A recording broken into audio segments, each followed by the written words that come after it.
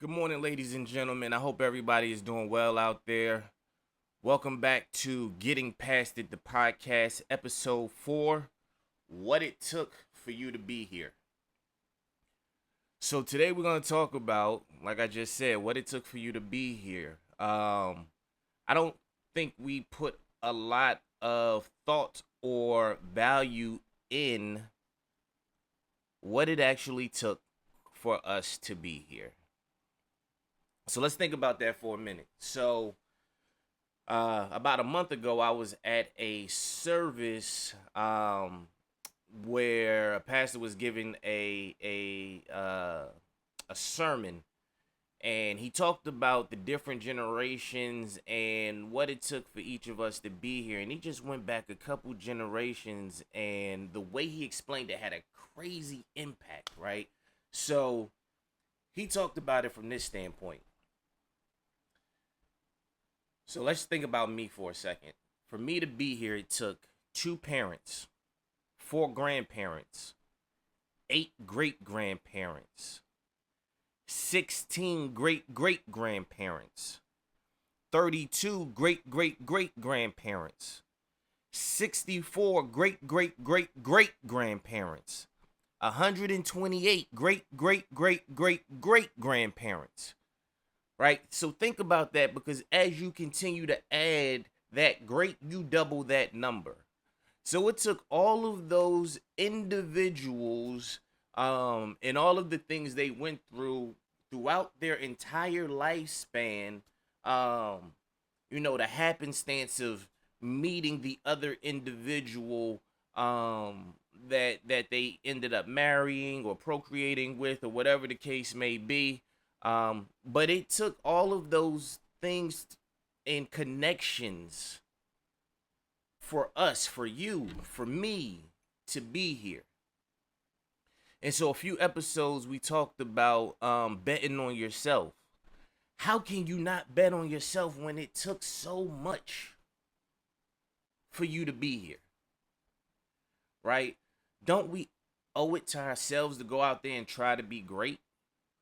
When you think about all of the different things that it took for you to be here, right? It's more than just my mom and dad went laid down and did what they did, and 9 months later here I am. There's a lot of different steps that go into that, because your parents had to be born, their parents had to be born, all of those different things that all led to this place and to you being here. So that took a lot to get you here into this space. And so how can you not wake up every day with the spirit or an attitude of, I'm going to go get it. I'm going to be the best person I can be. I'm going to leave my mark on this world, and I'm going to have a profound impact on those individuals within my sphere of influence, right? I want to make sure I leave the people around me better than the way I found them. And I want them to leave me better than the way they found me. I want them to pour into me, and I want to pour into them. But for me, it was sitting in that service and listening to the pastor go through each one of those generations, right?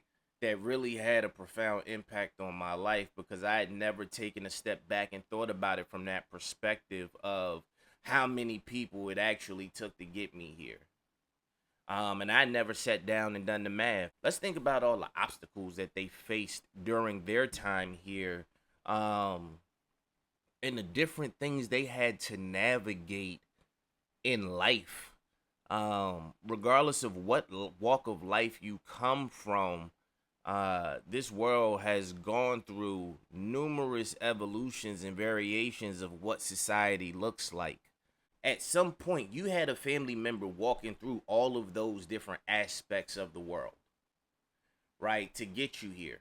Each of them within your family's lineage played a role and had some impact on you being here today.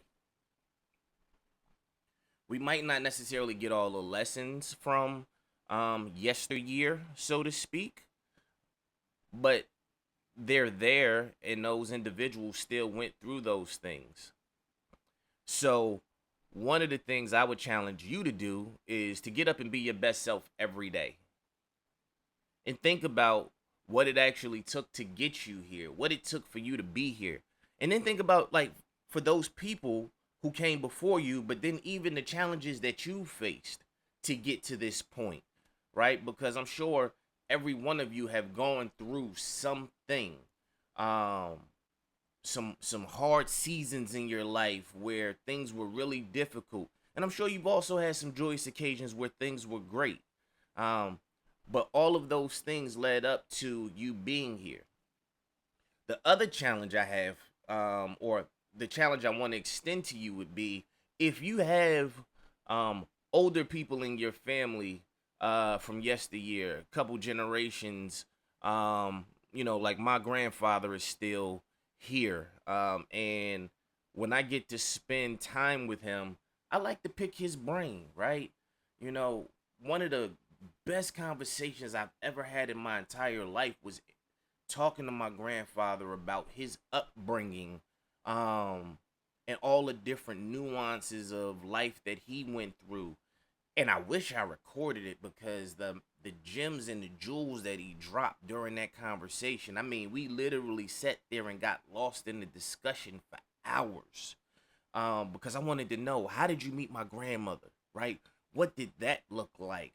What was that, when you were courting her at that time back then, how did you go about that?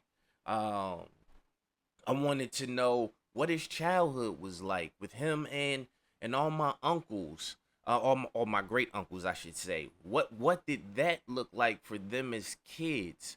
Um, you know, their journey from my grandfather being from Virginia and making his way to him and his brothers making their way to New Jersey.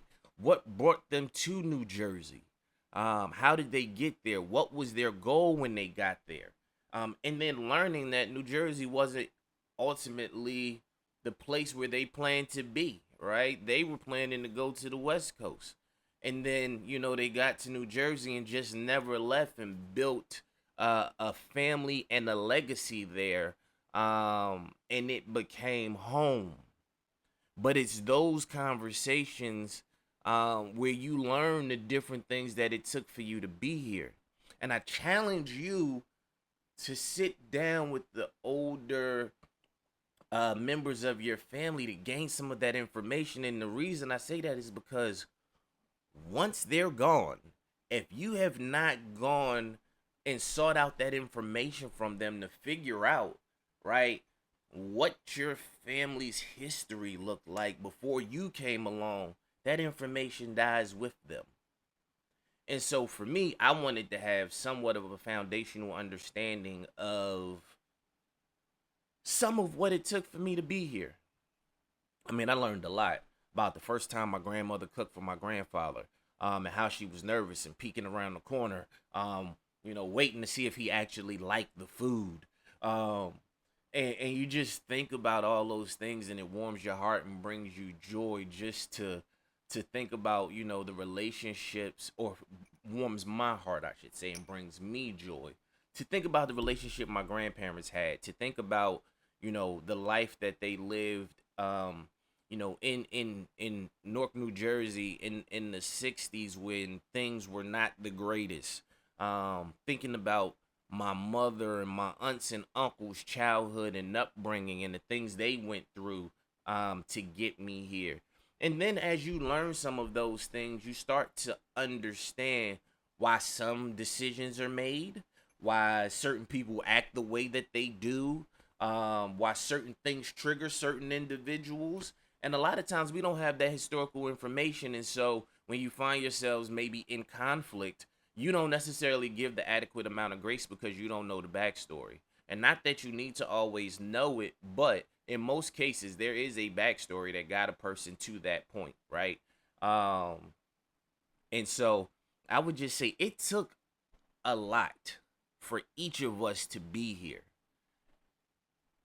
And we should keep that in the forefront of our minds when we set out every single day and dare to be great, right? Because we're not here by happenstance. You're here for a purpose. You're here for a reason. All of us don't figure out what that purpose is because all of us don't go look for it. But tap into you. Figure out what you're good at. Why you were put here. Why are you here? When I was trying to figure out what my purpose was, and I'm still figuring those things out and putting all the pieces together, but I was reading a book. And part of it was saying, think about what comes easy to you. What do people seek you out for? And typically the thing that your purpose that was given to you, built inside of you, put in you, is something that comes naturally, and a lot of times it's something you don't even identify, right? But if you take a step back and think about, why do most people seek me out? Why do people come to me? What is the thing that they see where I add value? A lot of times it's something that comes so easily to you and it feels so natural that you don't see it as a gift.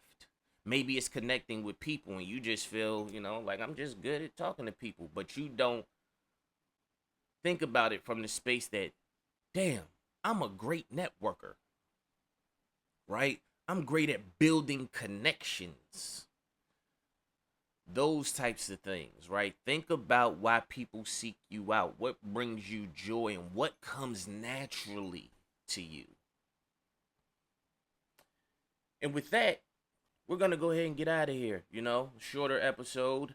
But again, thank you for taking an opportunity to check me out. If you have not done so, please subscribe. Please leave a comment if you have thoughts on how I can get better from a content standpoint, visuals, all of those things. But really, for me, it's just passing along the messages that are laid on my heart to share with each of you. And I'm trying to be consistent at it. I'm trying to get past it.